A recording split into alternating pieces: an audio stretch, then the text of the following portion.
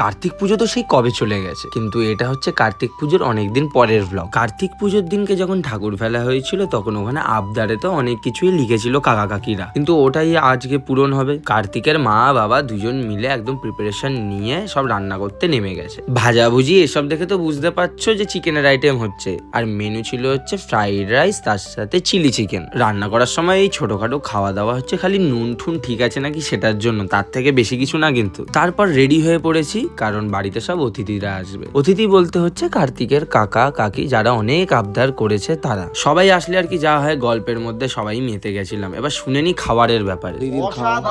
খুবই ভালো হয়েছে, এক কথায় অসাধারণ। কিন্তু কালকে একটা ভয়েস ওভার দেবো, তখন কিচ্ছু দেবো না তোমাদেরটা। তো কেমন লাগলো বৌদির হাতে খাওয়া? খুবই দারুণ। সুন্দর। আমাদের ভয়েস ওভারটা দিই। ফাটাফাটি। ফাটাফাটি। আজকের রান্নার রিভিউ তো শুনে নিলে, আর দাদা দিদিরা তারপর অনেক রাত হয়ে গেছিল বলে বাড়ির জন্য রওনা হয়ে পড়েছে। এবারে তারপরে আমরা খেতে বসেছি ফ্রাইড রাইস চিলি চিকেনটা দেখতে তো অসাধারণ লাগছিল, এবার নিজেরাও খেয়ে দেখি। আর খেয়েছি যখন তারপর সত্যিই বলছি খুবই সুন্দর বানিয়েছিল। আজকের ব্লগটা তোমাদের কেমন লাগলো অবশ্যই জানিও। দেখা হচ্ছে আবার পরের দিনে।